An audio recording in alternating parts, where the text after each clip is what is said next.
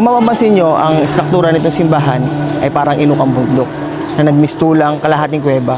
At yung ilang imahe ay inilagay nila sa gilid ng parte ng ukang bundok. So nandito yung mga imahe at meron pa doon sa ibang parte dito.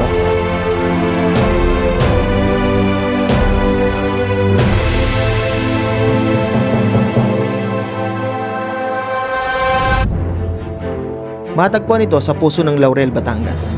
Isang simbahang nakatayo sa matibay na pundasyon ng bundok. Ang bawat sulok at pader nito ay saksi sa tibay at pananampalataya ng humigit kalahating siglo. Hindi lang ito basta simbahan. Ang kuweba ang umubog sa bawat seremonya, bawat dasal at bawat debosyon ng mga tao. Sa bawat sulok ng lugar ay maramdaman mo ang hiwaga ng panahon at pananampalataya na nanatili hanggang ngayon.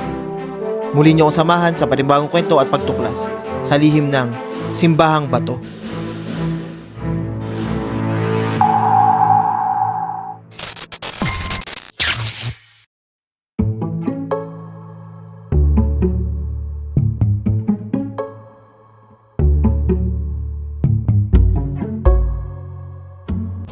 Isang magandang araw at story naman ng paglalakbay. And welcome to my channel, Kane Barry Travel Stories. At para nga pala sa ating mga new viewers, ang channel na ito ay story ng paglalakbay, pagtuklas sa mga lugar na pwede natin puntahan, mga project ng gobyerno at makasaysayang lugar na konektado sa ating nakaraan.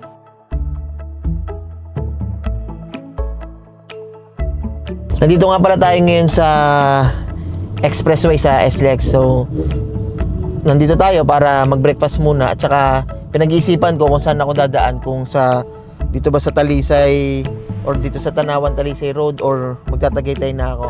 So after namin mag-breakfast, tingnan natin kung anong magiging decision. Kasi parang gusto ko rin dumaan dito sa isa dahil hindi ko naman pangkaraniwan na dadaanan to, kasing Tagaytay madalas naman nating mapuntahan na.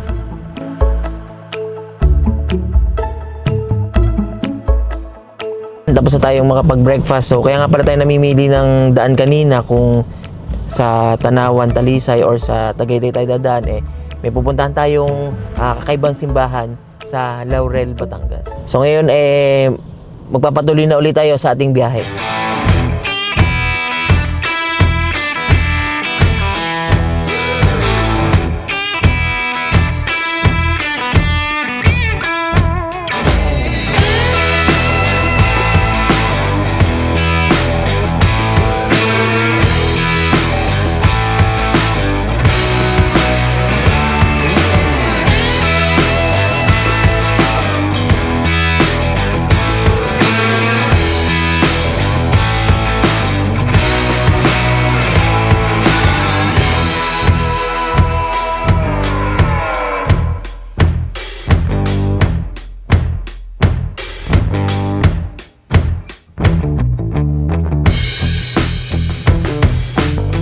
So, ang napili nga pala natin daanan na itong Tanawan exit.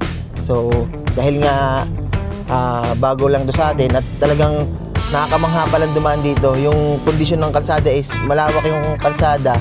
At dito sa harapan natin ay makikita na natin ng mas malapitan itong Taal Volcano tsaka itong Taal Lake. So, hindi naman ako nagkamali at maganda itong kondisyon ng kalsada dito.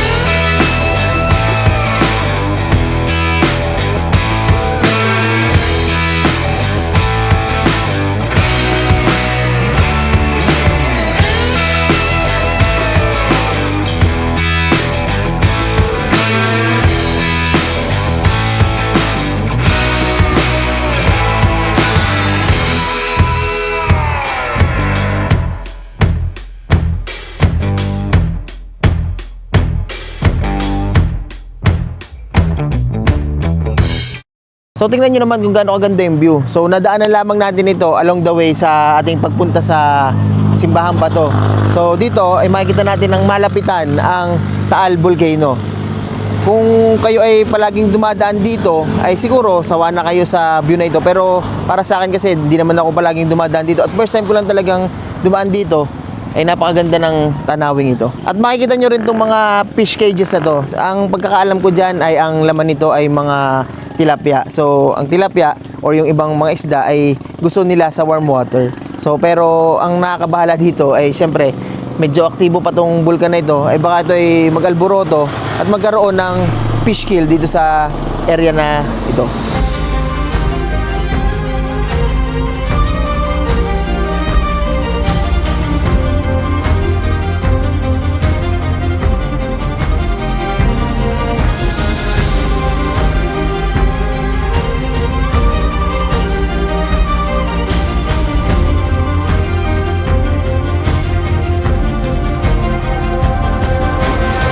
So yan, babalik na ulit tayo sa ating biyahe. Mula doon sa ating pinanggalingan kanina, so mga ilang minuto na lang, mararating na natin tong ating destination. So may 19 minutes na lamang tayo.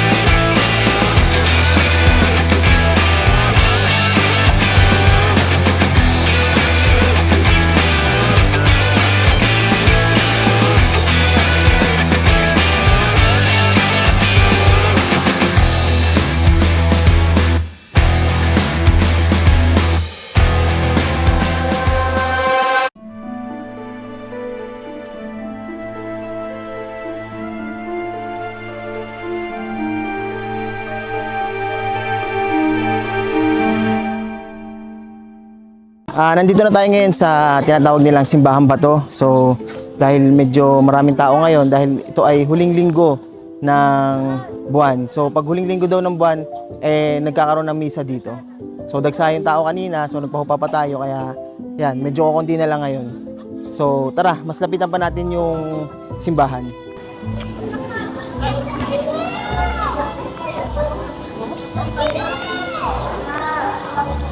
Kung mapapansin nyo, ang struktura nitong simbahan ay parang inukang bundok na nagmistulang kalahating kuweba. At yung ilang imahe ay inilagay nila sa gilid ng parte ng ukang bundok. So nandito yung mga imahe at meron pa dun sa ibang parte dito.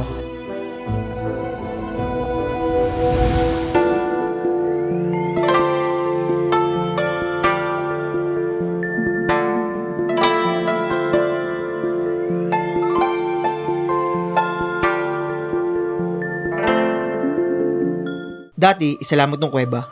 Ayon sa mga matatanda, bago pa man ito naging simbahan, itinuturing itong sagrado at lihim na lugar. Napapalibutan ng malalaking puno at halaman. At tanging mga ibon at ligaw na hayop lamang ang nakakalapit dito. May mga nagsasabing may naririnig dito na maganda at kakaibang tunog. Kaya marami ang umiiwas sa lumapit dahil naniniwala silang sila'y magkakasakit pag sinubukan nilang lumapit. Nagsilbi rin itong taguan ng mamamayan noong panahon ng Hapon. May nagsasabi rin dito na may sikretong lagusan patungo sa kalapit na barangay. May nagsasabi rito na meron daw itong lagusan patungo sa kabilang barangay. So meron dito mga ukang butas katulad nito.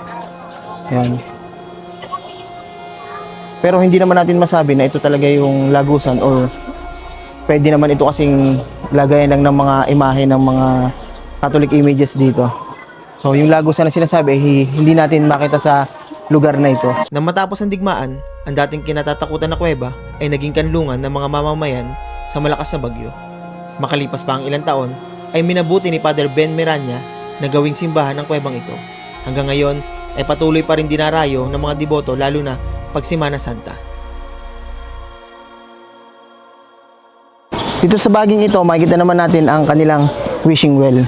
Kung ang simbahan ay parang or napaka-natural, itong wishing well nila ay sa tingin ko, ito ay inayos na ng mga lokal. Tsaka wala siyang masyadong tubig ngayon at kukunti yung barya. Alam naman natin na ang Laurel, Batangas ay isa sa mga naapektuhan ng pagsabog ng Bulkang Taal. Yan, kasama natin si Ma'am Donna Rose. Ay ma'am, ano pong nangyari dito noong pumutok yung Bulkang Taal?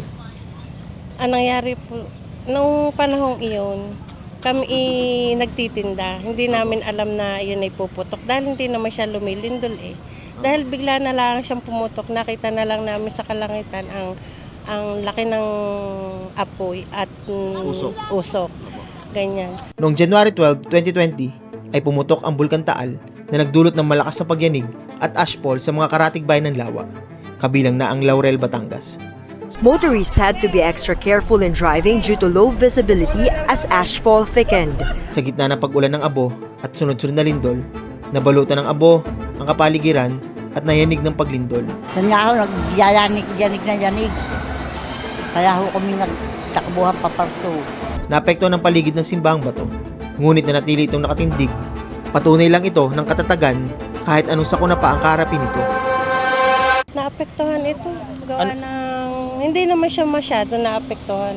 Pero yung mga alikabok? Alikabok lang talaga. Na kagaya na sa mga matatanda, ay may mga hika. Ayun ang una naming nilikas dito. At kailangan, dahil may hina sila. At tapos sunod po kami, lakad, mahirap. Kung iisipin mo yung putok ng bulkan na yun, nakakapamalukag kung baga, nakakatakot. Ay, yumanig po ba ang lupa dito? Nung pagkaputok na yon, aftershock na yon, ay yanig ng yanig. Tapos konti lang ng konti ang putok ng bulkan. Kumbaga ang sabi nila, ayun singaw lang. Singaw na lang. Pero active pa ang ating bulkan. Yun posibilidad na puputok pa siya talaga ng malakas. Kaya kami naghahanda pa rin hanggang ngayon. So wala naman pong di po masyado na-apektuhan itong simbahan, ano po? So ashfall lang po ang nangyari. Paano po ito nalinis, ma'am? Tulong-tulong po kami dito. Mga barangay, mga residente rito, tulong-tulong talaga. At dahil ito, nung pagkaputok ng bulkan na yun, putok din ang pagkasikat ng aming simbahan. Oo. So bali, naging blessing pa po. Naging blessing pa ho yun.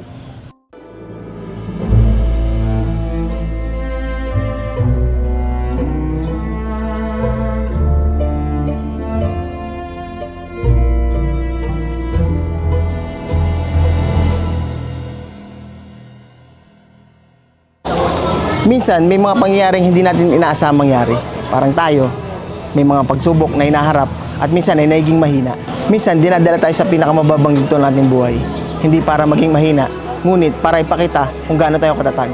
At kung paano tayo bumangon ng mas malakas at kung paano natin harapin ang tunay na hamon patungo sa tagumpay.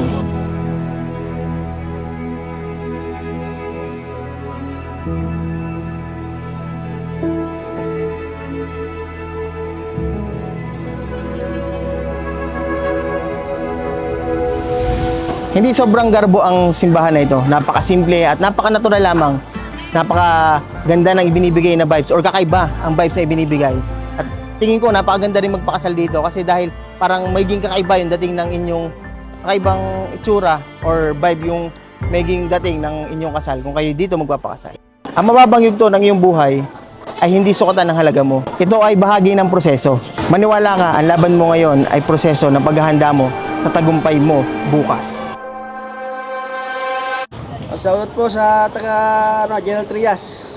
Family po namin. Shoutout mga taga Marinduque. Yan. Punta tayo dyan sa Marinduque next time. Bago pala tayo magtapos, 80% ng aking viewers ay hindi pa nakasubscribe. So napakalaking tulong kung ito ay isusubscribe nyo dahil tutulungan tayong ni algorithm na i-push through yung mga kwento ng lugar na ating pinupuntahan katulad na lang ng video na ito. So isang malaking pasasalamat kung kayo ay magsusubscribe. Muli, this is Kane Barry Travel Stories at ito ang storya na aking paglalakbay. See you sa next vlog. Thank you!